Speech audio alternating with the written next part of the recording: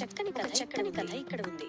ముద్దపప్పు మైన సావకాయ. శ్రీకాకుళం జిల్లాలో ఒక చిన్న పల్లెటూరు. రాము అని కుర్రాడు ఉండేవాడు. చదువుకున్న మంచి ఉద్యోగం చేసేవాడు.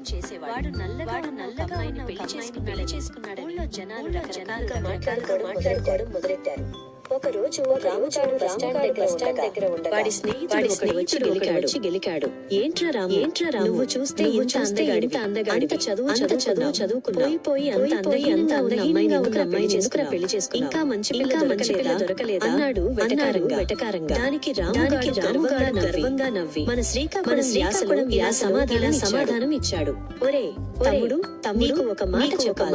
బైకుల మీద బజార్ల వెంబడి గాలివాడి రంగు రుచి చూసే తిరుగుబోతు నాకు అక్కర్లేదు.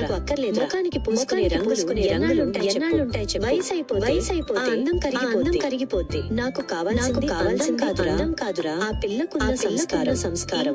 ఇంటికి వెళ్తే వచ్చారా అడిగే మనసు. మా అమ్మ నాన్న తన కన్నవాళ్ళలా చూసుకునే గౌరవం, ఇంటి బాధ్యత మోసే నమ్మకం. ఆ పిల్లకు ఇవన్నీ ఉన్నాయిరా. కళ్ళకి నలుపుగా అనిపించొచ్చు కానీ ఆ పిల్లకున్న మల్లె పువ్వు లాంటి అలాంటి పిల్లలు చేసుకుంటే జీవితం పచ్చగా ఉంటది. అందం లేకపోయినా పర్లేదు, ఆత్మబంధం ఉంటే చాలు.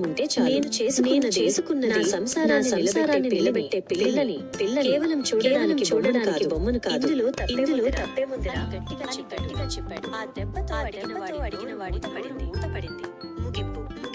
శ్రీకాకుళం కావాల్సిన మేకప్ వేసిన ముఖం కాదు, మనసున్న మనిషి. రంగు కంటే చాటి కథ ఇది. మీకు ఈ కథలు ఇంకేమైనా మార్పులు కావాలా?